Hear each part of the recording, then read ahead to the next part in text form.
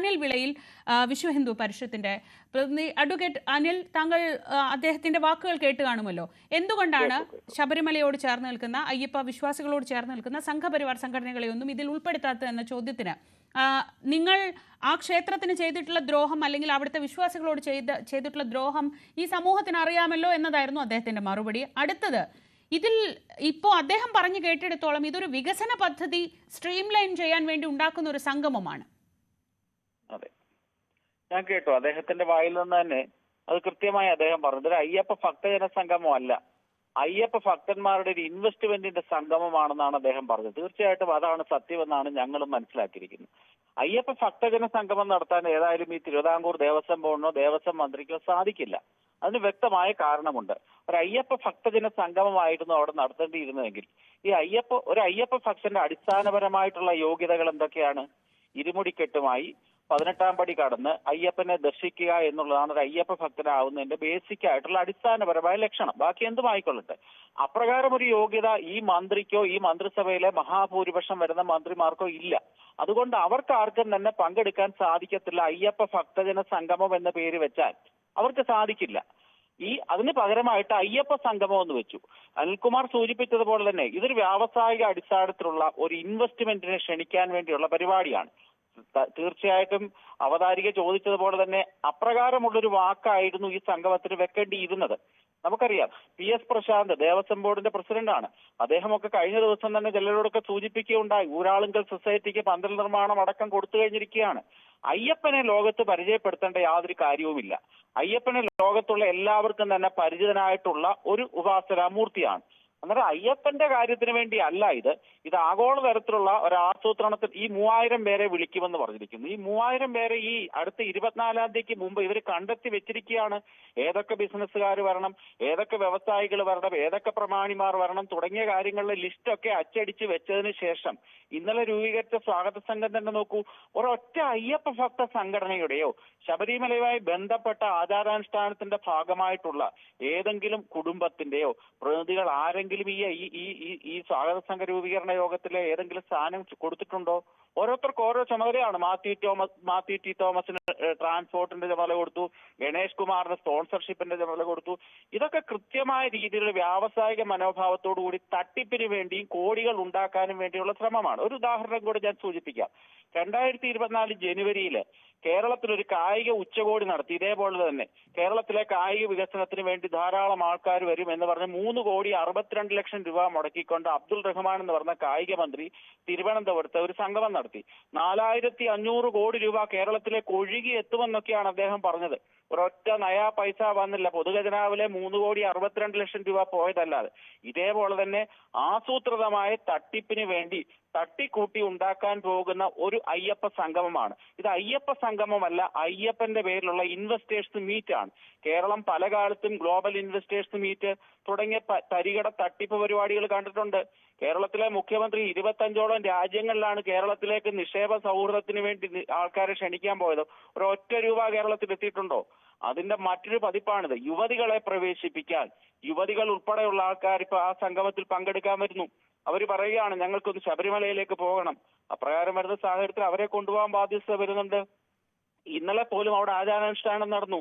ചെരുപ്പിട്ട് police ഉദ്യോഗസ്ഥർ ആ ശബരിമലയുടെ ശ്രീകോവിലിന് മുമ്പിൽ പ്രവേശിച്ച ചില മാധ്യമങ്ങളിൽ വന്നിട്ടുണ്ട്. ആചാരാനുഷ്ഠാനത്തിനെ തകർക്കാൻ വേണ്ടി, അല്ലെങ്കിൽ അവിടെ വ്യാവസായിക ലോബിക്ക് വേണ്ടി കളമൊരുക്കാൻ വേണ്ടി, കോടികളുടെ അഴിമതിക്ക് വേണ്ടി ആസൂത്രിതമായ രീതിയിൽ മുൻകൂട്ടി തയ്യാറാക്കി. ഒരു കാര്യം കൂടെ സൂചിപ്പിക്കട്ടെ, ഭൗതിക സാഹചര്യ വികസനം നടപ്പാക്കേണ്ട ബാധ്യത കേരള ഗവൺമെന്റിനാണ്. കേരള ഗവൺമെന്റ് അത് ചെയ്തു കൊടുക്കാതെ ശബരിമലയുടെ കാര്യത്തിൽ ദേവസ്വം ബോർഡിലെ തീരുമാനങ്ങളിട്ടുണ്ട്. ദേവസ്വം ബോർഡ് അല്ലല്ലോ ഇത് പ്രഖ്യാപിച്ചത്. ദേവസ്വം മന്ത്രി എന്ന് പറയുമ്പോൾ ഒരു മേൽനോട്ട ചുമതലയുള്ള ഒരു വ്യക്തി മാത്രമാണ്. അദ്ദേഹം ഇപ്രകാരം വിളിച്ചു കൂട്ടിയതിന്റെ പിന്നിലുള്ള ആസൂത്രിതമായിട്ടുള്ള ചില ലക്ഷ്യങ്ങളുണ്ട്. അത് തട്ടിപ്പിന് വേണ്ടിയാണ്, അഴിമതിക്ക് വേണ്ടിയാണ്. ഊരാളുങ്കൽ പോലെയുള്ള സൊസൈറ്റി, CPM നിയന്ത്രണത്തിലുള്ള സൊസൈറ്റികളുടെ വികസനത്തിൽ കൂടെ അവരുടെ പാർട്ടി അണികൾക്ക് വികസനം ഉണ്ടാക്കുക എന്നുള്ള ആത്യന്തികമായ ലക്ഷ്യമാണ് ഇതിന്റെ പിന്നിലുള്ളത്. അല്ല ശബരിമലയുടെ വികസനമല്ല. ശബരിമലയെ തകർക്കുക എന്നുള്ള ലക്ഷ്യത്തോടു കൂടി അയ്യപ്പന്റെ പേരിൽ പണം ഉണ്ടാക്കാൻ വേണ്ടി.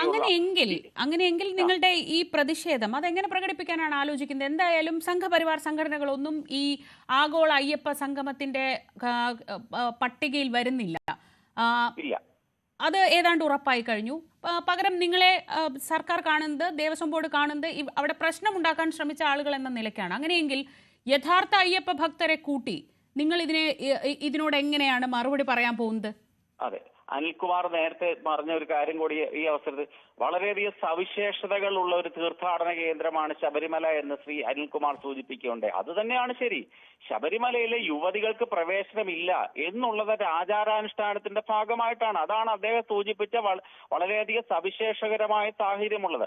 ആ സവിശേഷകരമായ ആചാരാനുഷ്ഠാനങ്ങളെ സംരക്ഷിക്കാൻ വേണ്ടി തെരുവിലിറങ്ങിയ ആയിരക്കണക്കിന് ഭക്തന്മാർ ഇന്നും കള്ളക്കേസുകളിൽ പെട്ട് കോടതികളിൽ കയറിയിറങ്ങുകയാണ്. ആചാര സംരക്ഷണം എന്ന് പറയുന്ന ഒരൊറ്റ തെറ്റ് മാത്രമാണ് ആ അയ്യപ്പ ഭക്തന്മാർ ചെയ്തത്.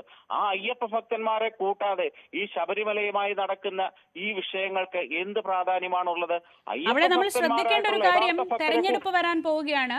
ഈ പട്ടികയിൽ ഇടം പിടിക്കുന്ന ആളുകളെ കൂടി ശ്രദ്ധിക്കണം. SNDP ഉണ്ട്, NSS ഉണ്ട്, ശബരിമല അയ്യപ്പ ക്ഷേത്രവുമായി ബന്ധപ്പെട്ട് പ്രവർത്തിക്കുന്ന മലയരയ സംഘമുണ്ട്. അങ്ങനെ ഹിന്ദു സമുദായ സംഘടനകളൊക്കെ വിളിച്ചിട്ടുണ്ട്. അതായത് ഈ ഒരു അയ്യപ്പ സംഗമത്തിലൂടെ മറ്റൊരു കൂട്ടായ്മ ഉണ്ടാക്കാൻ കൂടി നിങ്ങൾ ആരോപിക്കുന്ന അതൊക്കെ വിടൂ, അതിനപ്പുറത്ത് രാഷ്ട്രീയമായി പോലും അതിനൊരു പ്രത്യേക മാനം വരുന്നുണ്ട്, മറ്റൊരു കൂട്ടായ്മ ഉണ്ടാക്കുന്നുണ്ട്. ശബരിമലയ്ക്ക് വേണ്ടി നവോത്ഥാനം അതിലുണ്ടാക്കിയ വ്യക്തികളാണ് ഇവരൊക്കെ തന്നെ. ഈ പങ്കെടുത്ത ഈ മുസ്ലിം പെൺകുട്ടികളെ അവരുടെ മതത്തിന്റെ വേലിക്കെട്ടുകളിൽ നിന്ന് മോചിപ്പിക്കാൻ എന്തേ ഇവർ തയ്യാറാകുന്നില്ല? കഴിഞ്ഞ ദിവസം തന്നെ നമ്മൾ കണ്ടു, ഒരു മാർക്സിസ്റ്റ് പാർട്ടിയുടെ ഓഫീസ് നിസ്കാരത്തിന് വേണ്ടി തുറന്നു കൊടുത്തു. അതേ ദിവസം തന്നെ നമ്മൾ തുഞ്ചത്തെഴുത്തുള്ള സർവകലാശാലയെ കണ്ട കോമാളിത്തരമുണ്ടല്ലോ. സർവകലാശാല സംഘടിപ്പിച്ച ആ രാമായണത്തിന് എത്ര ഹീനമായും നിന്ദ്യമായിട്ടുമാണ് സീതയും രാമനെയും ഒക്കെ. പക്ഷേ ഇതൊക്കെ നിങ്ങൾ പറഞ്ഞുകൊണ്ടിരിക്കുമ്പോൾ, ഇത്തരം ആരോപണങ്ങൾ നിങ്ങൾ ഉന്നയിച്ചുകൊണ്ടിരിക്കുമ്പോൾ, മറുവശത്ത് അതല്ലാതെ ഒരു കൂട്ടായ്മ ഉണ്ടാക്കാനാണ് ശ്രമിക്കുന്നത്. അതായത് ഈ അയ്യപ്പ ഭക്തരുടെ ഒരു അതിന്റെ ഒരു ടോട്ടൽ ക്രെഡിറ്റോ അല്ലെങ്കിൽ അതിന്റെ ഒരു മൊത്തം ഉത്തരവാദിത്വം ഒന്നും നിങ്ങൾ ആരും എടുക്കണ്ട. അതിന് മറ്റൊരു തരത്തിൽ സർക്കാരിന്റെ നേതൃത്വത്തിൽ CPM ശ്രമിക്കുകയാണ്. അത് നിങ്ങൾക്ക് മനസ്സിലാവുന്നില്ലേ? അയ്യപ്പനെ ഒന്നും മൊത്തമായിട്ട് ഇവിടുത്തെ സംഘപരിവാർ പ്രസ്ഥാനങ്ങളൊന്നും എടുത്തതായിട്ട് ആരെങ്കിലും അവകാശപ്പെട്ടിട്ടുണ്ടോ? ഇവിടുത്തെ അയ്യപ്പ ഭക്ത സമൂഹമാണ് അത് ഏറ്റുവാങ്ങിയത്. കേരളം 2018 കണ്ട കാഴ്ച എന്താണ്? ജാതി മത വ്യത്യാസമില്ലാതെ അയ്യപ്പ വിശ്വാസികളായിട്ടുള്ള എല്ലാവരും അയ്യപ്പന്റെ ആചാരാനുഷ്ഠാന സംരക്ഷണത്തിന് വേണ്ടി തെരുവിലേക്ക് ഇറങ്ങിയ കാഴ്ചയല്ലേ കണ്ടത്? അയ്യപ്പനെ സംഘപരിവാർ പ്രസ്ഥാനങ്ങൾ മൊത്തമായിട്ടൊന്നും എടുത്തായിട്ട് ആരും കരുതരുത്. അപ്രകാരം ഒന്നും ഞങ്ങൾ എടുക്കുന്നില്ല. പക്ഷെ അയ്യപ്പൻ എന്ന് പറയുന്ന ആ ഉദാത്തമായിട്ടുള്ള മൂർത്തിയുടെ ആചാരാനുഷ്ഠാനങ്ങൾ സംരക്ഷിക്കപ്പെടണം എന്നുള്ള വിശ്വാസത്തിന്റെ അടിസ്ഥാനത്തിലാണ് ഞങ്ങളൊക്കെ തന്നെ അതിനുവേണ്ടി പോരാടിയിട്ടുള്ളതും ആയിരക്കണക്കിന് ഞങ്ങളുടെ സഹോദരന്മാർ കള്ളക്കേസിൽപ്പെട്ട് ജയിലിലാവുകയും കോടതി ശ്രീ രാഹുൽ ഈശ്വർ, ഈ തീരുമാനം വന്ന ആദ്യത്തെ ദിവസം നമ്മൾ തന്നെയാണ് സംസാരിച്ചത്. അന്ന് രാഹുൽ